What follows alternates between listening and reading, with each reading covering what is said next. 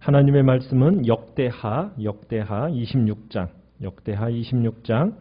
1절에서 23절 중에 1절에서 15절까지의 말씀을 교독하겠습니다.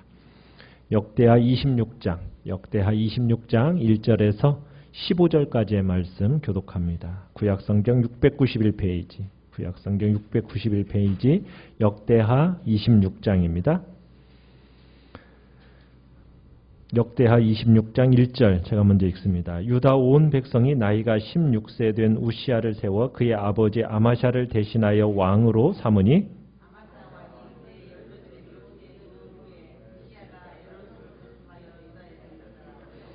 우시야가 왕위에 오를 때에 나이가 16세라 예루살렘에서 52년간 다스리니라. 그의 어머니의 이름은 여골리아요 예루살렘 사람이더라.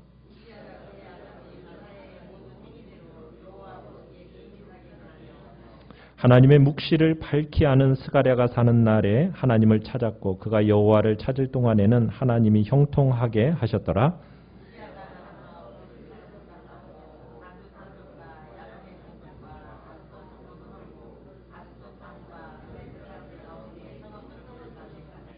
하나님이 그를 도우사 블레셋 사람들과 구르 바알에 거주하는 아라비아 사람들과 마온 사람들을 치게 하신지라.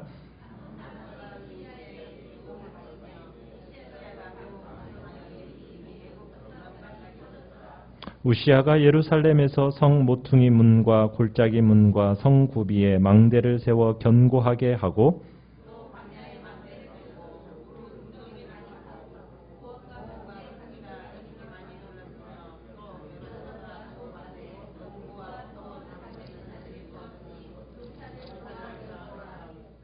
우시야에게 또 싸우는 군사가 있으니 서기관 여이엘과 병영장 마하세야가 직접 조사한 수요대로 왕의 지휘관 하나냐의 휘하에 속하여 떼를 지어 나가서 싸우는지라. 그의 휘하의 군대가 30만 7,500명이라 건장하고 싸움에 능하여 왕을 도와 적을 치는 자이며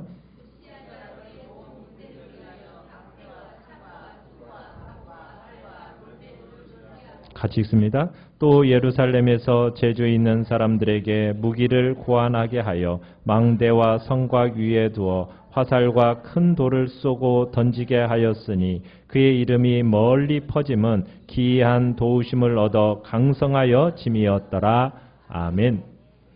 오늘 말씀의 제목은 우시야 뒷심을 잃다라는 제목으로 말씀을 나눕니다. 지도력이라는 것은 단거리 경주가 아닙니다. 마라톤이에요. 마라톤이라는 것은 완급 조절이 참 중요하고 그게 기본입니다. 처음부터 100m 경주하듯이 총알같이 달려나가다가 결국 중간에 금방 힘이 떨어져서 나가 떨어지는 일들이 십상인 게 바로 이제 마라톤에서 힘을 조절하지 못한 결과에 나타나는 현상입니다. 그러니까 숙달된 선수들은 철저하게 힘을 안배하면서 마지막 순간 스퍼트를 위해서 이제 이렇게 힘을 충분히 비축해 둡니다. 중간에 뭐 아무리 선두로 달린다고 해도 결코 마지막 그 순간까지 긴장을 풀지 말고 묵묵히 최선을 다해야 하는 경기가 바로 마라톤이죠. 지도력도 마찬가지입니다. 리더십이라는 것도 처음에는 너무나 환상적으로 시작했다가 정말 성공을 구가하다가 후반부에 뒷심을 잃고 무너지는 사람들이 의외로 많이 있습니다. 우리 한국교회의 뒷모습, 참 쓸쓸한 한국교회 모습들 우리가 많이 보고 있잖아요. 오늘 우리가 보는 이 우시야 왕도 참 그런 안타까운 모습을 우리가 보게 됩니다. 우시야, 이 우시야라는 이름의 의미는 여호와는 나의 도움이다 라는 뜻입니다. 근데 이 우시야를 열왕기에서는 아사랴라는 이름으로 불리웁니다. 이 아사랴라는 이름은 여호와는 나의 힘 그런 의미거든요. 그런데 이 우시야가 몇 살에 왕위에 오릅니까? 1절에 보니까 16세에 왕위에 오르죠. 몇 년 동안 왕으로서 다스리게 된다고 얘기하고 있습니까? 3절에 보시면은 52년간 참 긴 세월 동안 나라를 다스렸습니다. 참 우시아가 어떻게 보면은 그 당시에 초강대국이라는 아수르라는 그 나라가 세력이 약화된 틈을 타서 총력을 다해서 국력을 키운 왕이 이 우시아입니다. 이 우시아가 우리가 보겠지만 막강한 군사력을 비축하고 영토를 확장하고 또 무역을 장려해서 경제력을 키우고 참 왕으로서 지도자로서 정말 그 나라를 튼튼하게 만들어 놓은 왕 중에 하나가 바로 이 우시아입니다. 참 이렇게 할 수 있었던 데는 우리가 보겠지만 선지자 스가랴의 역할이 굉장히 결정적인 도움을 주었어요. 하나님의 정말 축복으로 엄청난 성공을 거두게 되는 그런 조력자요, 멘토로서 그 옆에서 역할했던 사람이 바로 선지자 스가랴라는 사람입니다. 그런데 안타까운 일은 뭐냐면 그렇게 옆에서 하나님을 경외하도록 신앙을 지도했던 이 선지자 스가랴가 죽고 난 뒤에 문제가 생기죠. 죽고 난 뒤에 어떤 일이 벌어집니까? 교만해져서 넘어지게 되고 하나님이 넘지 말도록 한 그 선을 넘어서는 바람에 하나님께로부터 진노를 받게 됩니다. 참 선줄로 생각하는 자는 넘어질까? 조심하라는 그 말씀의 산 표본이 어떻게 보면 오늘 우리가 보는 우시아입니다. 자, 우시아의 아버지가 누구죠? 네, 우리가 지난주에 봤죠? 아마샤입니다. 아마샤. 우리가 그 아마샤의 행적을 다시 한번 기억을 더듬을 필요가 있습니다. 우시아의 아버지 아마샤가 25세의 왕위가 되었어요. 왕위에 올라서 29년 동안 나라를 잘 다스렸는데 이 아마샤가 에돔과의 전쟁에서 승리한 후에 어떻게 되었어요? 교만해졌어요. 그죠? 교만해져서 함부로 이스라엘에게 전쟁을 걸었다가 어떻게 됩니까? 처참하게 패하고 그리고 이 아마샤도 이스라엘의 포로가 되어 끌려가게 되고 그 이스라엘의 땅에서 오랫동안 포로 생활을 하게 됩니다. 어떻게 보면 자신을 사로잡은 그 이스라엘 왕 요아스보다도 15년을 더 살게 됐는데 이 아마샤의 종말이 어떻게 됐어요? 부하들에게 반역을 당해서 죽임당하는 것으로 그의 인생이 끝이 나죠. 우시아가 왕이 된 것은 언제부터냐? 바로 아버지 아마샤가 포로로 끌려간 뒤로부터 잡혀간 때부터 이제 이 우시아가 섭정왕으로서 통치하기 시작한 겁니다. 그때 나이가 몇 살이라고요? 16살이에요. 16살. 16살이면은 뭐 어떻게 잘 다스릴만 합니까? 이제 청소년기의 아이 같잖아요.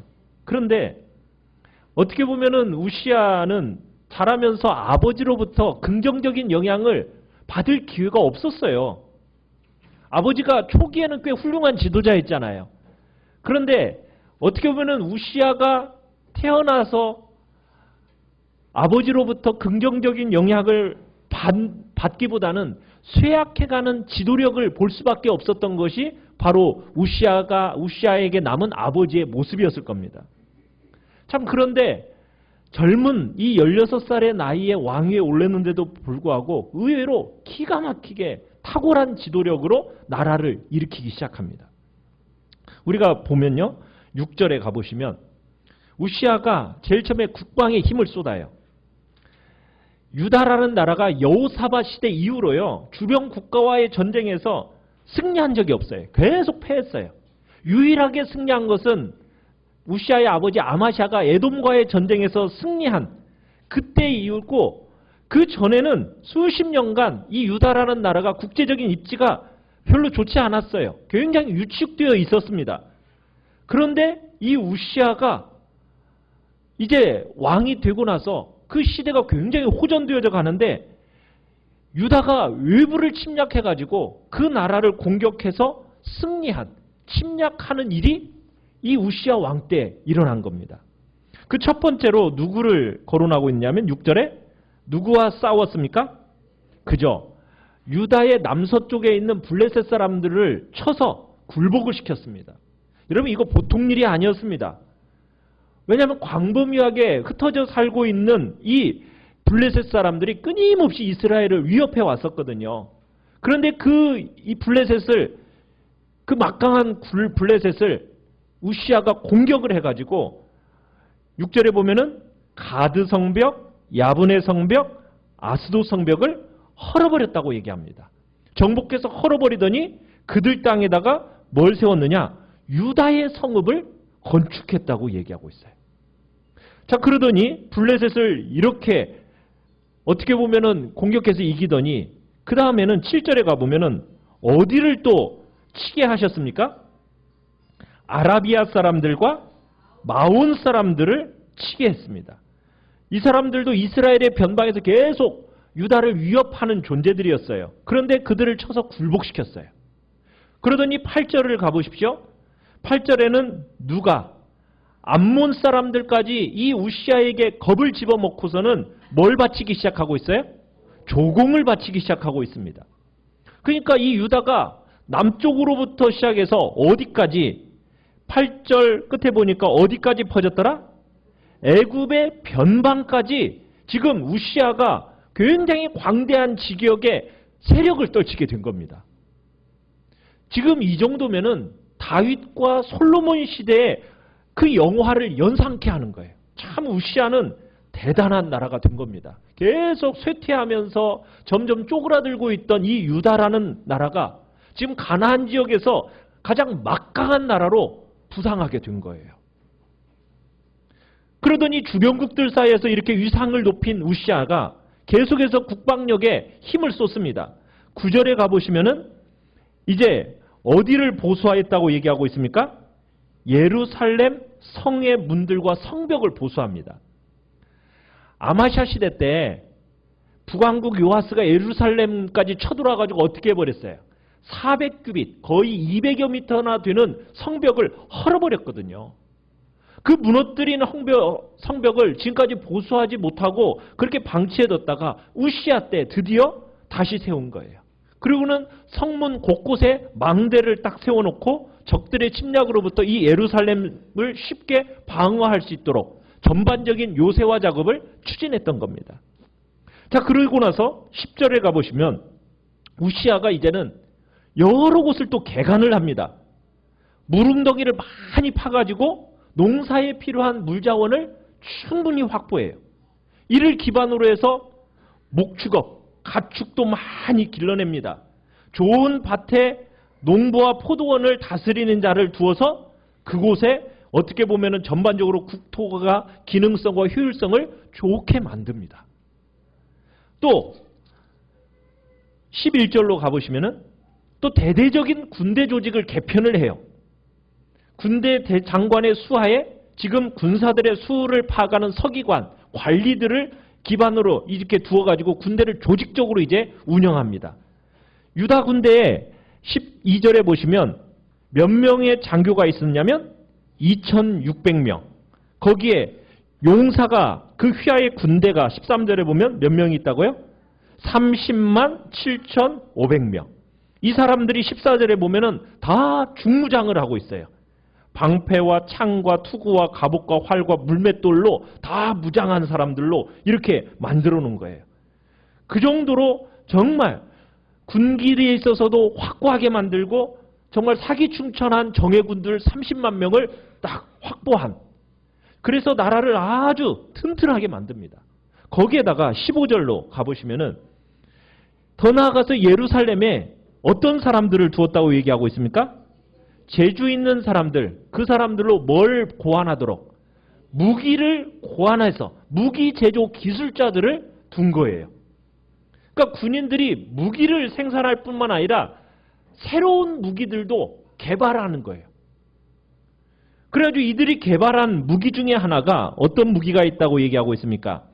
망대와 성곽 위에 두어서 화살과 큰 돌을 쏘고 던지게 하는, 아주 그러니까 투석기, 일종의 투석기인데 마치 성곽 모서리에다 딱 설치해 놓고 침략해오는 적군들을 향해서 활과 돌을 쏘는데 멀리까지 막 쏘아서 그들을 어떻게 하는, 완전히 잠재우는 놀라운 파괴력을 가진 그런 무기를 만들어냈다는 거예요.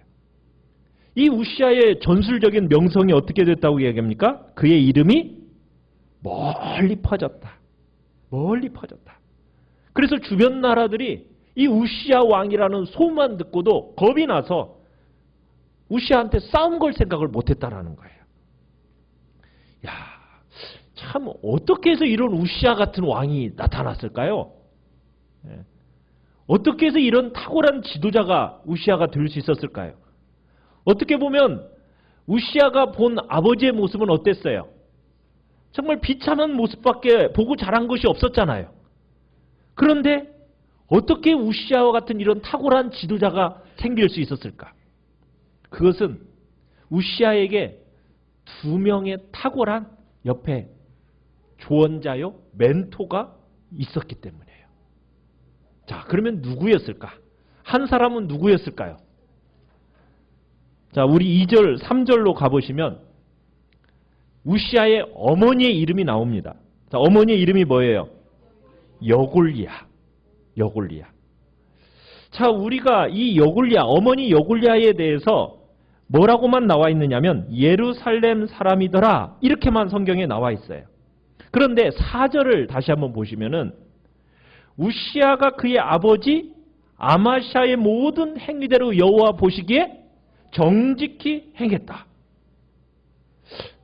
아마샤가 그랬나요? 초기에만 그랬죠. 그런데 우시아는 그런 모습을 본 적이 있어요, 없어요? 본 적이 없어요. 그러면은 이런 정직히 행하는 모습을 우시아에게 누가 알려줬겠어요? 그렇죠. 어머니가 알려준 거예요. 그러니까 이런 정직히 행하는 모습을 우시아가 행했다라는 것은 어머니 여골리아가 제대로 그 아들 우시아에게 가르쳐줬다라는 거예요. 아버지 아마샤의 모든 행위, 어떤 행위예요? 아마샤가 집권 초기에 정말 한창 하나님 앞에서 겸손하고 정직한 마음으로 나라를 잘 다스렸던 그때의 행위. 그때의 행위는 어떻게 보면 우시아가 이 세상에 태어나기 전 아버지의 모습이에요. 그 아버지의 모습을 누구는 알고 있어요? 어머니는 알고 있었던 거예요. 그러니까 어머니는 경건한 어머니로서 그 남편의 전성기 때의 그 경건하고 탁월한 지도력을 마음에 딱 새기고 있다가 그 아들에게, 그 어린 아들 우시아에게 전수해 준 겁니다. 우리가 지금 왕들의 이야기를 쭉 보아오지만 여러분 계속해서 반복되는 교훈 중에 하나가 무엇입니까? 여자들이 왕들의 지도력에 미치는 이 영향력이라는 것이 너무너무 지대하다는 사실을 우리는 지금 계속해서 보아오고 있어요. 아내로 남편에게, 어머니로서 아들에게 미치는 영향이 얼마나 큰지.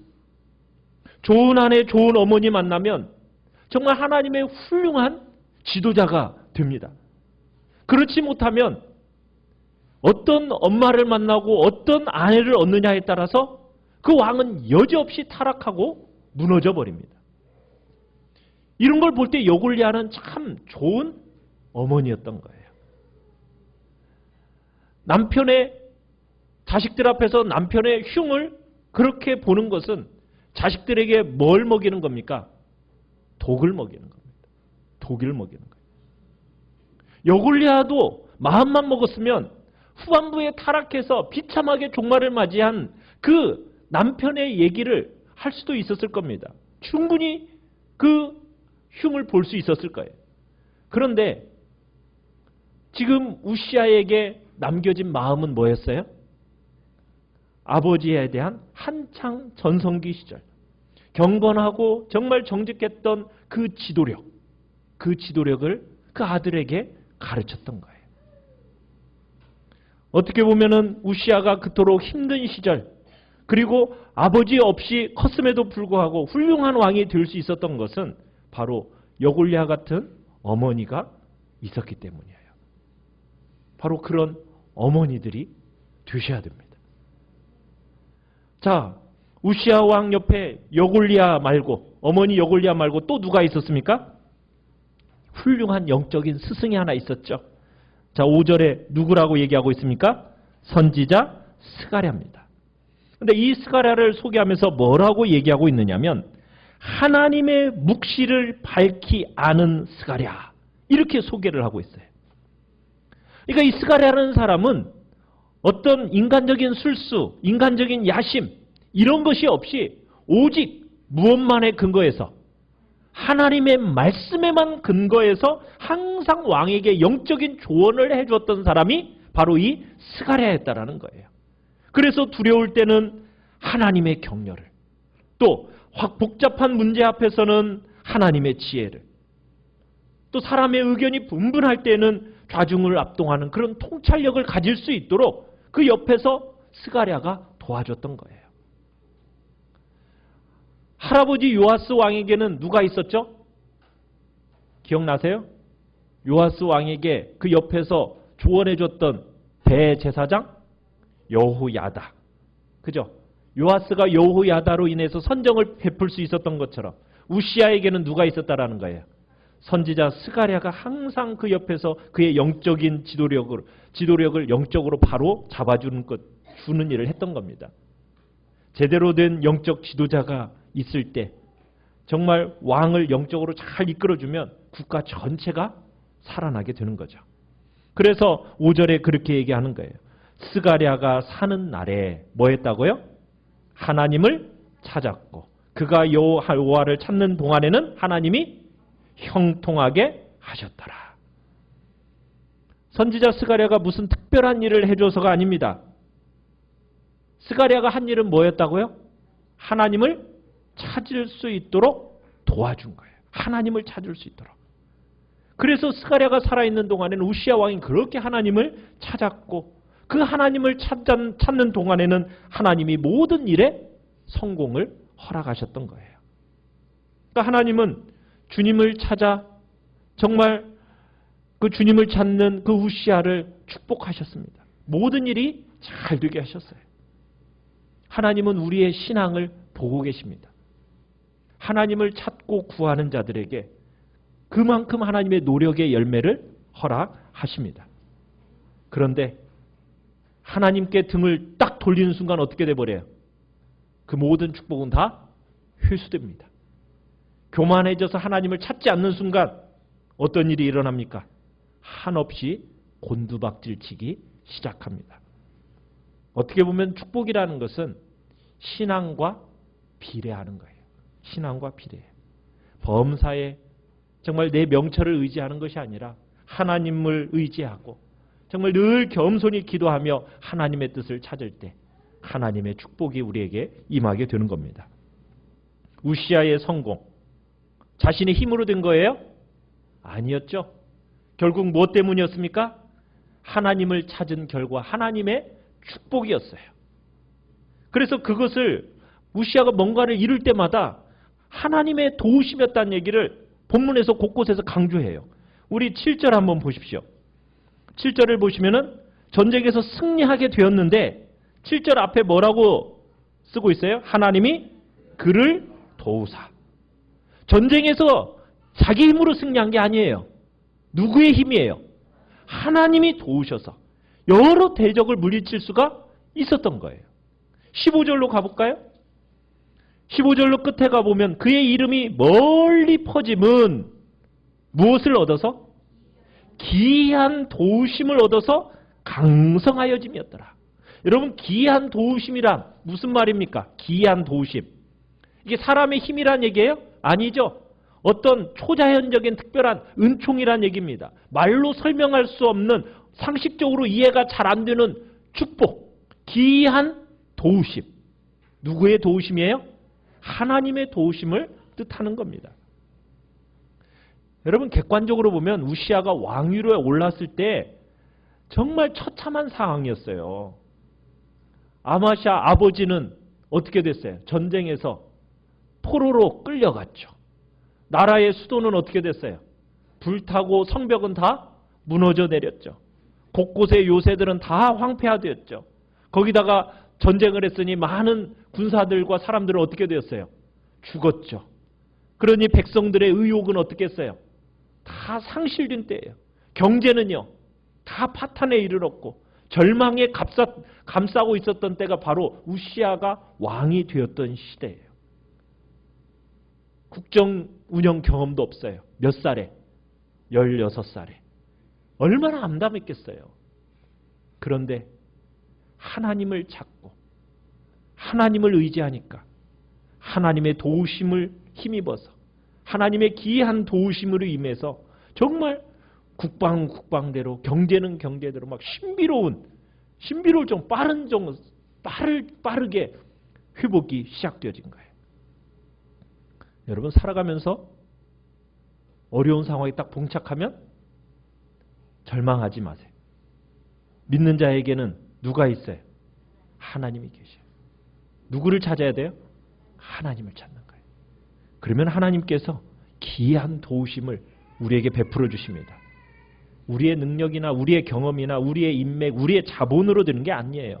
순간순간 하나님을 찾으면 하나님의 그 놀라운 도움과 기이한 도우심으로 말미암아 하나님의 놀라운 복된 역사를 경험하게 되는 겁니다.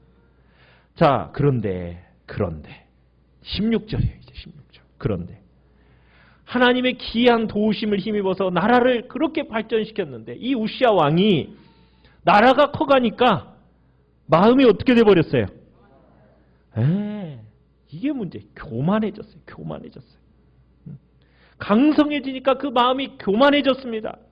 교만해지더니 뭘 행했다고요? 악을 행했어요.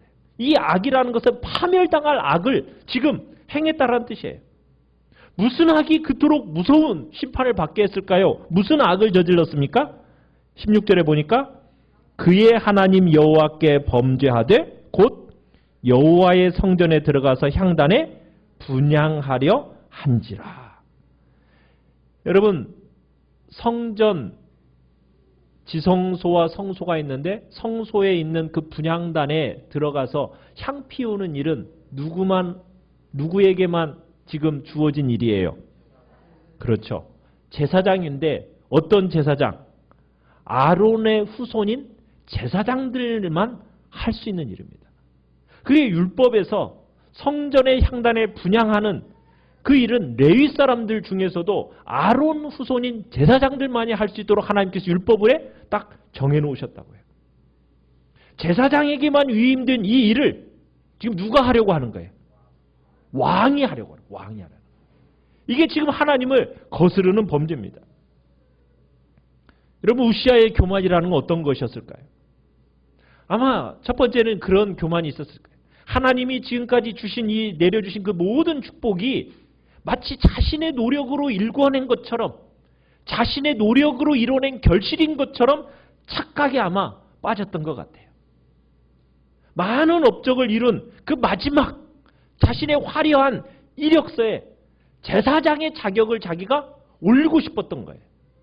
그러니까 하나님이 왕과 함께 하시면서 하는 일마다 축복하셨는데 이 왕직이라는 것 거기에만 머물지 않고 자기가 무슨 직까지 제사장직까지 지금 자기가 취하려고 한 거예요. 아주 기고만장해진 거죠. 어떻게 보면 이스라엘의 역사상에 정말 왕으로서 유일하게 자기가 성전 분향단에서 향을 피웠다.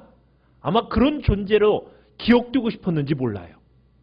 그러더니 자기가 향을 피우겠다고. 그리고서는 성소에 지금 들어가는 거예요. 이게 17절에 보시면은 놀란 대제사장인 이 아사랴가 몇 명의 제사장들이요? 네, 80명의 제사장들을 데리고 성전에 들어갑니다. 그리고는 여호와께 지금 향을 피우겠다고 지금 하는 왕에게 어떻게 해요? 딱 말리는 거예요. 지금 목숨 걸고 말리는 겁니다. 제사장들도. 아사랴가 이렇게 많은 제사장들을 끌고 간 이유는 뭐였겠어요? 아마 우시아가 상당한 규모의 수행원들을 데리고 지금 그 성전으로 들어가서 지금 그 일을 진행하려고 했던 것 같아요. 그러면서 18절에 보면 이제 아사랴가 우시아에게 이야기를 합니다. 우시아여, 여호와께 분향하는 일은 왕이 할 바가 아닙니다. 오직 분향하기 위하여 구별함을 받은 아론의 자손 제사장들이 할 바이니 성소에서 나가십시오. 왕이 지금 범죄했습니다. 하나님 여호와에게서 영광을 지금 얻지 못할 것입니다 하면서 지금 말리고 있어요. 하나님의 어떻게 보면 직결심판도 임할 수 있으니까 하나님이 영광을 얻지 못하실 것이니까 빨리 나가십시오. 어떻게 보면 죽을 각오를 하면서 단호하게 왕이 하고 있는 이 일에 대항하고 있는 겁니다. 참 이때라도 우시아가 좀 마음을 돌이키고 정말 잘못을 시인하고 돌아섰더라면 어땠을까요? 향을 피우려던 이 우시아 어떻게 합니까? 19절에 보니까 우시아가 손으로 향로를 잡고 분향하려다가 뭘 냈어요? 화를 냈어요. 화를 내면서 향로를 잡고 지금 억지로 분향하려고 하는 겁니다. 지금 하나님이 주신 율법에 따라 말하는 제사장에게 화를 냈다? 누구를 무시하는 겁니까? 하나님을 무시하는 거예요. 만류하는 이 대제사장을 밀쳐내는 거예요. 이건 지금 하나님께 예배드리려는 사람의 모습이 아닙니다. 뭐예요? 나는 무엇이든지 할 수 있는 못할 게 없는 왕이다. 왕인 나를 지금 네가 나를 말리려고 해? 어떻게 보면 자신을 신격화하고 있는 어떻게 보면 야심덩어리에 불과한 모습을 지금 보여주고 있는 거예요. 그런데 이것은 단순히 향로만의 문제가 아니었어요. 누구에 대한 권위도전입니까? 하나님의 영광과 하나님의 권위에 대한 도전이었어요. 왕의 왕이신 하나님. 그 어떤 인간도 설령 자기가 왕이라 할지라도 그래서는 안 됐어요. 그 순간 어떤 일이 벌어졌습니까? 19절에 보니까 그가 제사장에게 화를 낼 때에 여호와의 전안 향단곁 제사장들 앞에서 그의 이마에 뭐가 생겼습니까? 나병, 문둥병이 생겼어요. 하나님의 진노의 손이 우시아를 쳤습니다. 당시 의학으로는 치료받을 길이 없는 이 저주의 병, 문둥병, 이 문둥병이 순식간에 이 우시아의 온몸을 덮어버린 거예요. 제사장들의 권유에도 그 거룩한 공간에서 떠나기를 거부했던 이 우시아가 하나님의 심판을 받더니 급히 쫓겨납니다. 20절에 보시면은 대제사장 아사랴와 모든 제사장이 왕의 이마에 나병이 생겼음을 보고 성전에서 급히 쫓아내고 여호와께서 치심으로 왕도 속히 나가니라. 제사장들이 급히 그를 막 성전에 쫓아냈고 하나님이 또 쫓아내시니까 급히 쫓겨나갔어요. 여러분, 우리는 우리 각자에게 하나님께서 주신 한계가 있습니다. 분깃이 있고 한계가 있어요. 그러면 그 한계에 대해서 감사하고 만족할 줄 알아야 됩니다. 건강의 한계가 있고요. 수명의 한계가 있고요. 능력의 한계가 있고 재물의 한계가 다 있어요. 여러분, 역도 선수가 자신의 능력을 초과하는 그 바벨을 딱 들어오는 순간 어떻게 돼버릴까요? 부러집니다. 허리가 부러져 버려요. 하나님이 각자에게 주신 축복과 자유, 그것이 무한적으로 주시지 않습니다. 각자에게 맞는 제한이 있어요. 우리는 그걸 생각해야 돼요. 하나님이 줄로 재어주신 구역이 있습니다. 그 구역을 축복으로 알고 감사함으로 만족할 줄 알아야 돼요. 그걸 넘어서서 욕심으로 교만에 차서 하나님이 그어주신 그 한계 밖으로 자꾸 자기가 나가려고 하잖아요. 그러면 어떤 일이 벌어지게 됩니까? 바로 하나님의 진노가 임하는 거예요. 우리는 하나님이 그어주신 그 한계에 순복할 줄 아셔야 됩니다. 내가 아무리 최고의 지도자로 책임자라고 세워졌어도 함부로 아무거나 하려고 절대로 설쳐서는 안 되는 거예요. 왕이라면 왕으로서, 제사장의 직분으로서 또 다른 것이 있던 것처럼 그걸 넘어서서 자기가 그 일을 하려고 한다면 주님 앞에서 그것은 잘못된 것이라는 거죠. 우시아처럼 과욕을 부려서는 안 되는 거죠. 성공했으면 할수록 오버하면 안 돼요. 나의 위치, 나의 분수, 이거 지킬 줄 알아야 됩니다. 각자에게 하나님이 줄로 재어주신 구역이 있어요. 그럼 그 구역을 만족할 줄 아셔야 돼요. 졸지에 문둥병자가 된 우시야. 죽는 날까지 어떻게 되었다고요?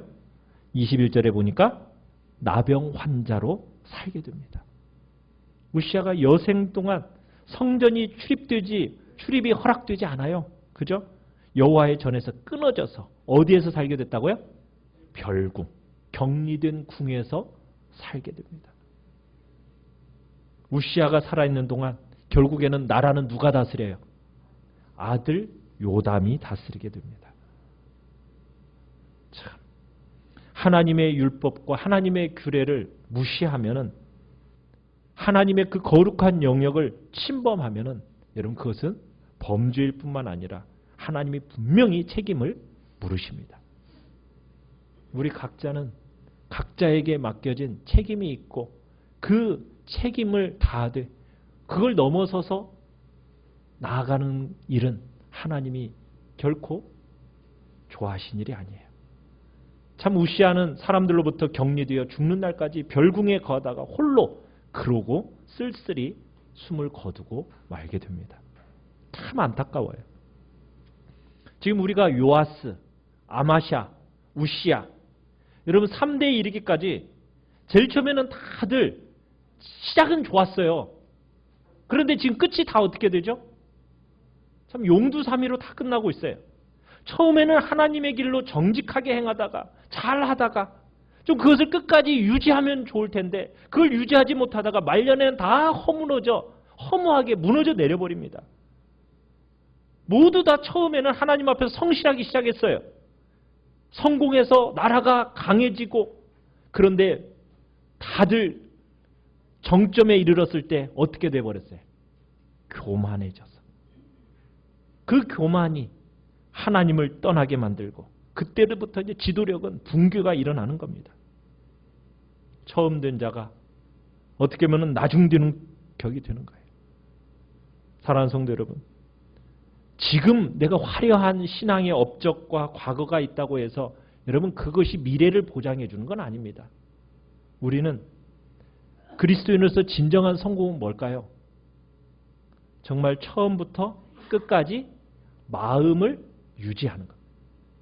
마음을 처음부터 끝까지 유지하는 거예요. 한결같은 마음을 유지하는 겁니다. 믿음의 삶이라는 것은 장거리 경주예요. 마라톤입니다. 처음 시작 정말 하나님을 향한 중심의 마음을 가지고 시작했다면 마지막 끝날 때까지 늘 겸손하게 하나님 중심으로 초지일관하는 모습이 우리 안에 있어야 돼요. 성공했기 때문에 교만해서는 안 됩니다. 항상 하나님이 그어주신 그 한계를 꿋꿋이 지켜나가면서 감사히 받아들이면서 여기 계신 모든 분들은 시작이 좋으셨던 만큼 끝도 아름답기를 간절히 바랍니다. 그래서 하나님 앞에서 처음과 끝이 한결같이 아름다웠던 정말로 복된 성도님이요, 집사님이요, 권사님이요, 장로님이었다고 모든 성도들로부터 그런 복된 인정과 우러름이 있기를 간절히 축원합니다.